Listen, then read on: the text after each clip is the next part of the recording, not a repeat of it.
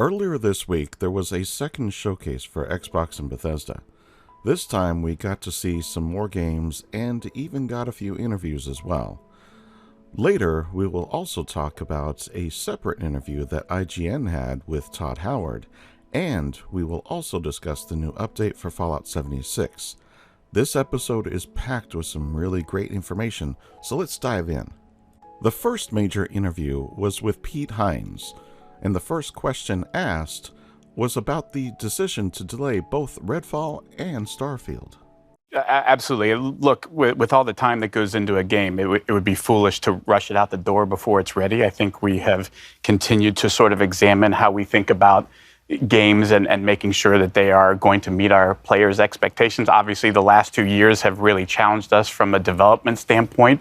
How we work now largely remotely, while a lot of our folks are not back in the office. And, that has an impact. I also think we've been thinking about things like release dates and when do we give those out and how do we make sure we give one out that we actually hit and don't have to change later. So it's not something we undertake lightly, but at the end of the day, I think what our fans expect, what Xbox fans, what Bethesda fans expect is a high quality game, and we want to do everything we can to give our teams the time to fully realize the games they're making. Pete's response was exactly what we both already knew and or suspected to be the case. I agreed with the decision, and as much as I would love to be able to play these games sooner, I also want them to be as polished as they possibly can be before they are released to the masses. The last thing we want is another cyberpunk situation. Pete was then asked about Arcane Studios and what they do.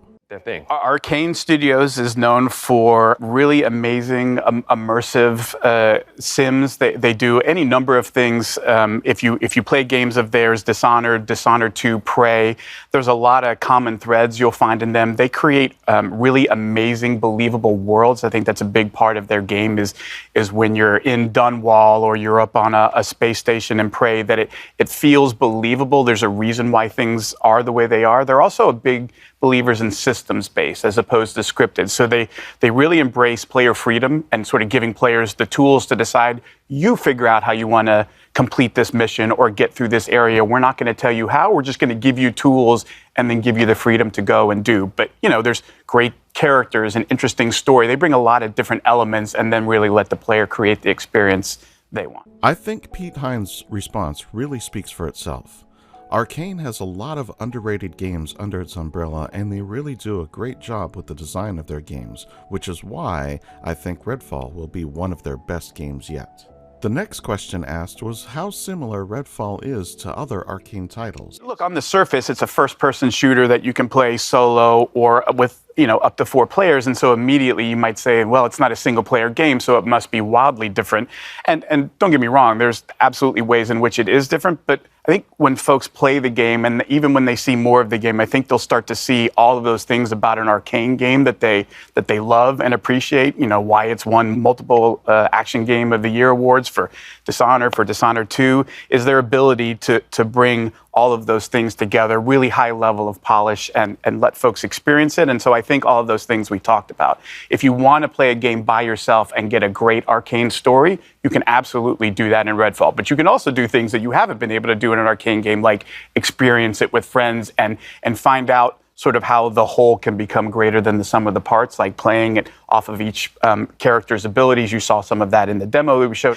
I think the more that people appreciate that, you almost are going to want to try and play Redfall a couple of different ways. You might want to play it by yourself a little bit, play it with others, and it's a game that allows you to do either or both of those things, however you see fit. Again, Pete's response was perfect and needs no further explanation. So moving right into the next question, which was, what makes Redfall unique? Again, it's one of those things, like if you watch just like combat footage, you might look at Left 4 Dead or Back 4 Blood or any of these things and go, oh, I see multiple characters facing a bunch of enemies, and so it's the same game. But I think that would be doing a disservice, that it's all of the things that take place in between the combat as well as the combat itself, sort of combining different skills and abilities in the way that you do, Layla dropping down an elevator using her powers that Jacob can use to get up top on on a roof and provide cover. You know, you have different characters who play roles really well, how you choose to use Brebone, the robot, all of those things come into, again, allowing the players not to say, here's a set of rules and you can only use, like, no, here's just some stuff that you can go off into this amazing sort of dynamic, ever-changing world and sort of experience and explore for yourself. And you come back the next day and it'll look and feel like a different experience, even though you're in the exact same part of the game. I mean, I think those are the kinds of things that Arcane does that really bring that sort of extra special element that makes their game so compelling. Pete hit the nail right on the head. Too often, people jump to a conclusion based on just a short snippet of information, and often that conclusion is wrong.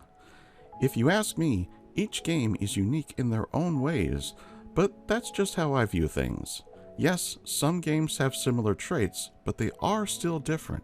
This is where the questions moved to asking about ESO, and the question was about employees being banned from saying now is the best time to play. Least favorite saying is there's never been a better time to play a game. Like, we all say that. Yes, games always get better. We know that. The thing that we love about where Elder Scrolls Online is going is their ability to continually refresh the experience for players, provide new experiences, like going to High Isle, a place they've never been in an Elder Scrolls game. It does a lot of things like story and intrigue. There's a lot of politics in High Isle, different factions and the conflict that's going on there. And again, a way that you can jump in and play by yourself and experience it by yourself, even though it's an MMO. But the real special sauce of Elder Scrolls Online is our amazing community. They're so welcoming. They're so helpful. You know, if you need a little bit of help, if you need a lot of help, they're there for you to help explain, to make sure you have a fun experience. And honestly, like, that is such a huge part for an online game of creating an environment where anybody, no matter whether you just started playing or you've been playing for 8 years, can have a good experience no matter how you decide to engage with it. Pete's response was spot on. Games, and especially online games, are always improving. ESO is one of the best online games, bar none, and say what you want about 76, but that game is also in a far better place now than when it launched. So yes, I agree with Pete. The next question was about Fallout. Pete was asked how special it is for Fallout to be turning 25.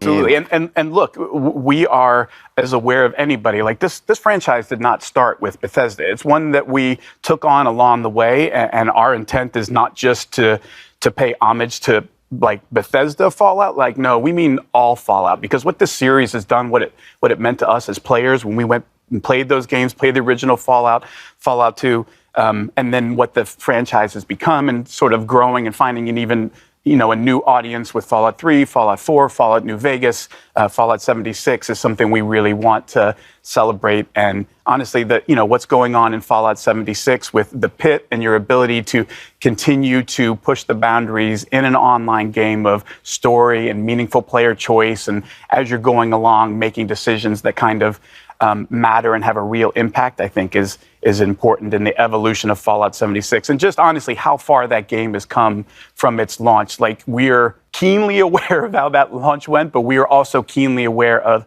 the incredible amount of effort and dedication from all of our teams across Bethesda to say, like, we believe in this thing and we want to give the fans more of what they want and the kind of experiences that they want. And where Fallout 76 is now is truly remarkable when you go back and look at sort of where we were and how far we've come, and honestly, how much cool stuff is in store in the pit. It's going to be super fun. I think what Pete said was great, but I also want to touch on something that has been talked about in the community, as there is a widespread belief that we are going to get some surprise Fallout news. First, Fallout is 25 years old this year. Skyrim turned 10 years last year, and we didn't get any information until QuakeCon. So, it is my belief that at this year's QuakeCon, we will get a big surprise with Fallout. What that surprise is anybody's guess. But it will be big, and I can assure you that it will be a big deal. So stay tuned, as I will be covering QuakeCon as well. The line of questioning then turned to the game that stole the show, Starfield. The first question was not really a question, but but rather a statement about how breathtaking the game is. One of those things about a Bethesda Games Studios game that I always love, and it's been the case, honestly, since, I worked on Morrowind and Oblivion and all those games that, we talked about. And for every single one, you cannot pin people down to, oh, it's about this, because it's not. Like, ultimately what those games are massive sandboxes where they give players just ridiculous amounts of freedom to say, you go figure out what kind of game you want to play and what kind of experience you want to have, because that's what this game is about. It's not us prescribing and saying, you have to do these things. And no, it's about creating this huge sandbox with over 1,000 planets so you can completely explore and say, yeah, but you don't have to. Like, it's entirely up to you to figure out what is fun for me. Do I want story? Do I want to join factions? Do I want to, build outposts and gather resources to build more cool stuff? The team really puts all of those tools in the player's hands and step back and says, now it's time for you to tell the story of Starfield, which is your story, which is going to be different than mine, which is going to be different than everybody else's. And I think that's really where the magic of a Bethesda Game Studios game happens. Once again, Pete hit the nail on the head. Bethesda games don't pigeonhole you into having to do what they want you to do. In fact, it is quite the opposite. You can really do what you want in all of their games. Will there be consequences to your decisions? Of course there will. But that doesn't mean that you have to do what they want you to do. That's what makes Bethesda games so great. The next question asked was what Bethesda defines as an epic RPG.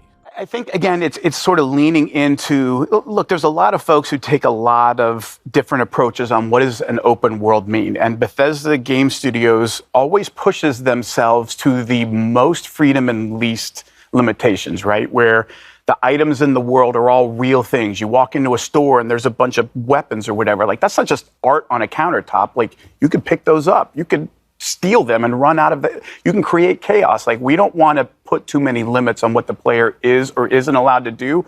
We love it when players say, I wonder what happens if, and then they try it. And then they get to see, like, oh my Lord, chaos ensued and it was insanity. Everybody was shooting at me. And that's, I think, the beauty of Bethesda Game Studios and the number of ways that they push for you to explore that, right? It's not just one, you could spend thousands of hours doing nothing but shipbuilding and focus that as all you're about, and that's okay. But you could also be about exploring every planet and finding all of the good, and that's okay. Or you could just play the main story and be like, I want a kind of experience that I'm guided through so that I kind of get to see stuff, and I might stop here and there. Oh, there's a cool side quest that I got, but I want something that sort of leads me through, because I'm a little, it can be a little daunting to say you can go do whatever I want. Like, ooh, I don't know what I should do. So some folks want a little bit of a guided path or to understand where the fun is, and no approach is wrong. Like, for me, that's epic, because it says we aren't putting any limits on what you can or can't do. We're going to set you loose and just sit back and watch the beauty that you create with your own stories and the way that you solve problems or choose to spend your time in this world we've created. I love that. And what you said about, those moments that maybe you experience that I don't, like, those are some of the best moments if I think back to playing RPGs when I'm discussing with my friends. Oh, did you see that? No, I didn't see it. Where did you see it? And having them go out and find it. So I think that's going to be one of those things. We talk about that a lot, that sort of water cooler moment. Exactly. Of, like, you come in the next day and you talk to everybody about what you did, and you were like, wait, I did that quest, but I did this completely different thing. And you sort of start to appreciate all of the choices that you could have made. You didn't even realize were an option. Like, oh, I didn't even think about doing that. Like, oh yeah, I just ran in and stole his ship and shot all of his crew members and took off. Like, you can do that? Like, oh yeah, you can do anything. Like that, I think that is a special part of a Bethesda Game Studios game. And when we say epic RPG, we mean all of the stories, all of them. Pete had some great insight here, and I loved the water cooler analogy because it is so true. People like me who love to explore are always finding things that most people miss, and when we share those moments, it gets people talking and wanting to go find it in their games. The next question was about the combat and how much of a focus it was in the reveal. Absolutely. I mean, look, if you look at a game like Skyrim, which, everybody's played Skyrim at this point, it can, a combat is a big part of that, unless you decide it's not. Like, if you're one of those folks that says, actually, I'm going to do the alchemy thing, and I just go off and pick flowers and make potions and live another life in another world this way, then combat isn't part of it. But look, we know in an epic RPG, There's always bad people, shooting at you. Sometimes you got to return fire, and there's a lot of fun to be had there. And so, providing a lot of different skills that sort of determine how good you are in combat, combined with all the different weapons in the game, and then you layer in ship combat and all of these other things, it starts to sort of paint a picture of just how broad or how deep the rabbit hole goes. Pete's response really spoke for itself, so I don't want to beat a dead horse. The next question was asked about the ship and how much is involved with it. Yeah, like every ship is customizable to the nth degree, and not just like cosmetically. I want my ship to look like this or look like that, though obviously that's totally a thing that you could do if all you care about is cosmetics. But it goes much deeper than that in terms of like what kind of shields you have, what kind of weapons you have, like what kind of ship are you building? What do you want it to be good at? What trade-offs are you willing to make or not? And then the other part of it is, of course, well, you can't just it's a spaceship. Those aren't cheap. So you have to figure out how am I going to do this? Where do I get the resources to build this stuff? What kind of, skills do I need to level up to improve different parts of my ship beyond, what I could do without those skills? So there's a lot of, again, choices in terms of you get to decide that, how much you want to put into that or not. Do you just want to give somebody money for the parts that you want? Do you want to build it? All of those things are sort of part of the fun of deciding how much do you want to interact with this and how do you want to interact with it. The way it sounds, we are going to have a lot to deal with in terms of character building. I, for one, will have to take a lot of time to figure out what skills I want to have because I want to be able to do all of the things, and I know that is not going to be easy. That was the end of the interview with Pete Hines, and he really gave us a lot to think about. The next part of the showcase I want to cover is about a game called Aura. This game was revealed in the first showcase, but I didn't cover it in my last episode because I knew there was going to be more about it in this showcase. I am a big fan of real-time strategy games, and I play many of them. Civilization is one of my favorites. I'm also a history buff, which is why Civ is one of my favorites. Aura, however, looks very exciting, and I want to share it with you here.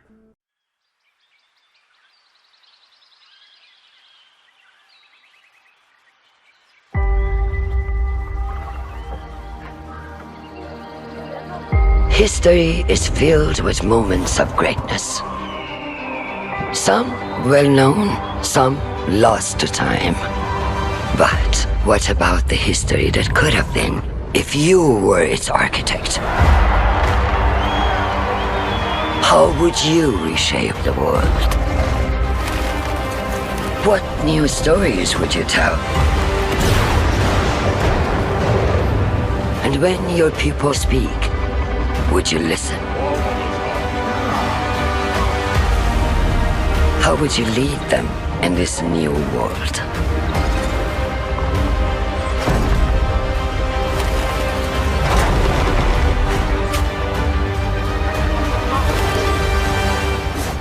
History is filled with moments of greatness, but these will be yours.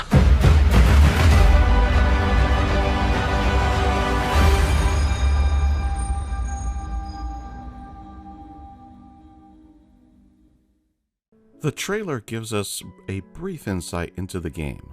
Aura is a game that gives us the ability to shape the world in our own way, and the choices we make will garner responses from the citizens under our rule. I can't wait to try this game out. Now I want to move from the showcase to the interview with Todd Howard with IGN. Ryan McCaffrey spoke with Todd about a lot of things, so let's jump right into it. Ryan started off by asking what Todd's reaction to the community reaction of the Starfield reveal was. Well, I'm always excited when nothing leaks, so that's usually where I start. The whole team obviously is spending years on the game, and then when you put it out there is this moment of how's everyone going to react. And I will say, the fans have been really incredible in the response to what we're doing and their support. So everyone in the team is just really overjoyed, and all that energy back to us is so much fuel in the tank to make this as good as it can be. Ryan then asked the big question about the size and scope of Starfield and how procedural generation will have to play a big role. Yeah, look, I mean, we're pretty aware you throw that out near the end, people will go, what did you just say? And then they'll have a lot of questions on how that works, and we will probably deep dive into that in the future. Here's how we pull it off and how it feels. We ask ourselves in the games that we love to make and that we love to play, and what's great about video games, and you're going to step into these universes, you go through in your head all the things you would want to do in a game like that, and we try to say yes as much as possible. It was always for us, we like those kind of experiences. Could we eventually do one in space?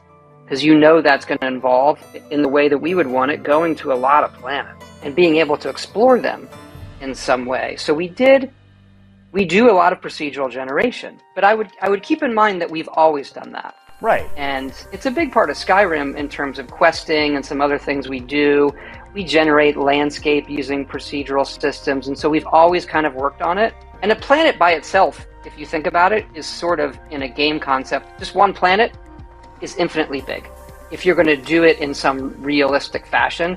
So once you're dealing with scale like that in procedural systems, the difference between, say, one planet that has some variation on it and 100 planets or 1,000 planets, it's actually not that big of a leap, if that makes sense, once you have good systems working for that.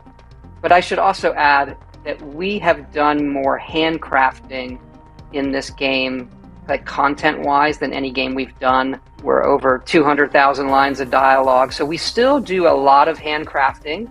And if people just want to do like what they're used to in our games and follow a main quest and do the quest lines, you're gonna see what you'd kind of expect from us. But then you have this whole other part of, well, I'm just gonna wander this planet and it's gonna provide some gameplay and some random content and those kind of things, kind of like a Daggerfall would, right. If you go way back. There are a lot of ice balls in space, so that was one of our big design considerations on this game, is what's fun about an ice ball? And it's okay sometimes if ice balls aren't, it is what it is. You want to go land on that weird planet and check it out and build an outpost and live your life there and watch the sunset because you like the view of the moons there. Like, we go for it. We love that stuff. Todd's response is perfect. Procedural generation is a big part of what a Bethesda game is and has been for every game they produce. It is how they are able to make the world. What happens after the world is created is they go in and make the changes they want in certain areas. Are there going to be some, quote, boring worlds? Yes. But this game is based on reality and where we can be as a civilization in just a few hundred years. Sorry, but not every planet will have something going on. However, we have the freedom to explore those, even though there may not be something exciting there. The next question was about the space combat.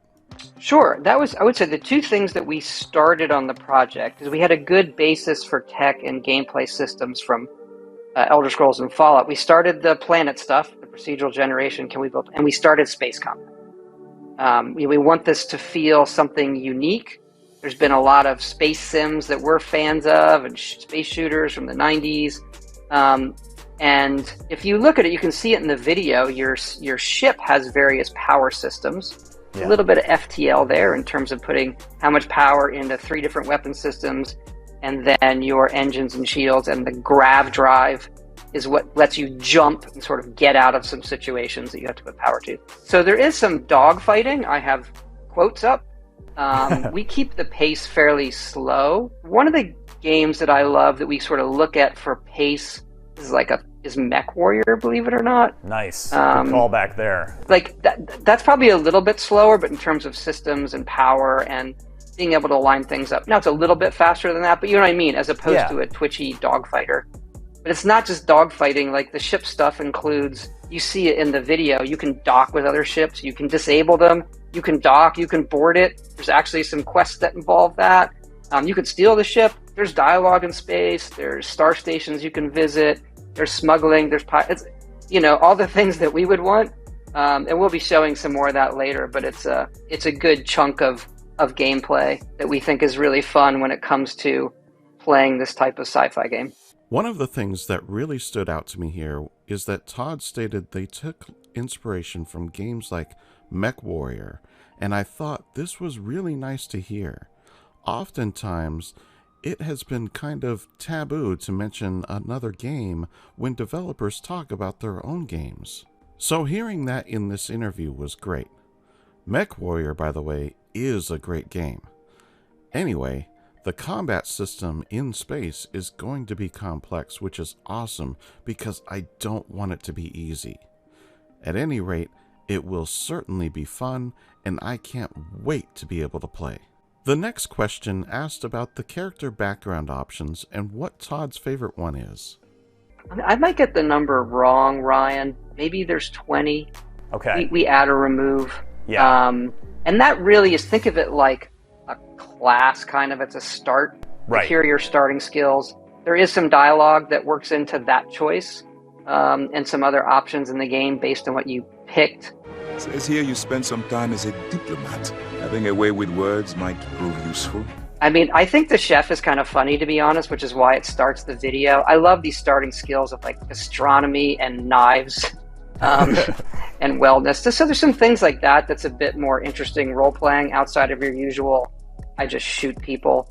So we do have some really nice role-playing systems for, some other options in terms of dialogue and crafting, being able to manipulate people, those kind of things, leadership, that I think are pretty interesting when it comes to the content we have. So we find out that there are about 20 different starting classes. This makes sense based on the footage where the slider bar was there, but it was kind of short. Now, that being said, the fact that there is character reactions and dialogue that happens based on your choice of class is going to make for so many replayability options. The next question was asking about the step-out moments. There is. Look, the way the game starts is pretty set for everybody. Yeah. So we definitely have what we call the step-out moment, and we probably have a few of them given the scale of the game. The early ones are the ones that we do spend time on to make sure it's impactful when you finally get to see the surface of the planet or what that planet looks like from space. This one is very interesting because we are all used to having that one big step-out moment in a Bethesda game, but apparently Starfield will have multiple step-out moments. Ryan then asked about what we can see and do in New Atlantis. Yeah, we have 4 main cities in the game, and New Atlantis is easily the biggest city in the game and the biggest city we've ever built, kind of the capital here in the game, and it has all the services you would expect, and you can work on your ship there. The factions touch that, but that's also the headquarters for Constellation, which is the faction that you join. Right. That is the last group of space explorers, kind of this NASA meets Indiana Jones meets the League of Extraordinary Gentlemen. And that's really where the main quest goes through that group, so that's where they're headquartered. We find out that New Atlantis is the largest city Bethesda has ever made.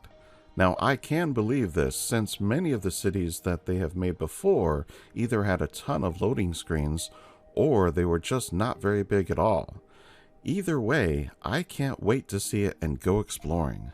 Ryan then asked about the main story. Yeah, we touch on it a little bit in the demo where Constellation is trying to, they're still exploring and figuring out the mysteries of the universe, and they also look for, old Earth artifacts. You'll see that in some of the stuff we hint at and the exploration, and then they've uncovered some of these artifacts that they don't know their origin, and that's the quest you kind of start on. To be clear, I did not expect Todd to really give us much with this question, and he kind of danced around it as he does when he doesn't want to spoil anything. So moving on to the next question, Ryan asked about how long the main quest is if we were to just run through it. We usually aim for around that length if you look at our previous games, but this one's ending up a little bit longer, and we may tune that some still. And it's more quests, so it might be 20% more than our previous ones. So if you say, and your mileage may vary, people generally don't straight line it, but if our previous ones, if we aimed for, let's say, a 25-hour main quest, This one might be in the 30s, maybe 40, just for the main quest. But Yeah. Obviously, all of the other quests and faction lines and everything else we have here, there is quite a bit. There is quite a bit there, and we've sort of learned that people do play our games for a really, really long time. They're still playing Skyrim, not straight for 10 years, but they leave it and they come back, and there's extra content. And certainly, we're going to be doing extra content for this game, and we love our modding community. We actually think this game for our modding community is going to be a dream, because there's so much they could do. So we think that's a great thing that we love as well. Todd kind of rambled on, but he really gave us a lot to look forward to. He mentioned that there will be DLC content and that modding is going to be a thing like all other BGS games. The main story is longer, which is to be expected, but I was happy to hear all the other stuff he added in with this answer. The last question was asking about if they approached Starfield differently, knowing that the sequel was going to be a long wait. Well, I wouldn't say we say yes because we don't think we'll get another shot for a decade. We just think what we'd want to do in a game, and how can we make that work the best it can be. And there are some things that we don't do intentionally to say, is that really where we want to spend the time? What's going to be impactful? One for Starfield people have asked is, well, can you fly the ship straight down to the planet? No. We decided early in the project that the on surface is one reality, and then when you're in space is another reality. And if you try to really spend a lot of time engineering the in-between, like that segue, you're just spending a lot of time that's really just not that important to the player. So let's make sure it's awesome when you're on the surface and awesome when you're in space, and those realities look as good as they can be and play as good as they can be for those realities. But the other thing you said, yes, our Elder Scrolls 6 is in pre-production, and we're going to be doing Fallout 5 after that. So our slate's pretty full going forward for a while. We have some other projects that we look at from time to time as well, but they do take a while. I wish they came out faster. I really do. We're trying as hard as we can, but we want them to just be as best as they could be for everybody. Todd's answer here was refreshing. It also made everyone go crazy with Fallout 5 confirmed. Well, let me be the voice of reason here. Even though Todd finally actually said that Fallout 5 will come after the Elder Scrolls, we already kind of knew this was going to be the case. To be perfectly honest, getting hyped about Fallout 5 right now is really just self-defeating because you are setting yourself up for disappointment. Fallout 5 is years away, and it won't even be a topic of conversation until Elder Scrolls 6 is ready for launch. The last thing I want to cover in this news update is for Fallout 76. Test Your Metal is live, and with it comes 3 new events: Test Your Metal, Eviction Notice, and Moonshine Jamboree. Each one has unique rewards and some lore to go along with it. I will be covering each one in future episodes, so stay tuned for that. We also have a new season titled Dread Island. I covered the details behind the scoreboard in a previous episode, which you can watch here. There are all new radio plays as well. Finally, we also got the new corpse highlighting feature, which will make it easier to find your kills. There were a number of improvements and bug fixes as well. The list is quite extensive. Links to everything covered in this episode is in the description below. That said, I want to hear from you now. What did you think about the interviews? Did you hear anything surprising or something you liked? Sound off in the comments below. If you enjoyed this episode, give a like, subscribe if you still haven't, and share this with your friends. It really helps the channel, and I appreciate you all. As always, I'm just glad you stopped by, and I'll see you in the next one.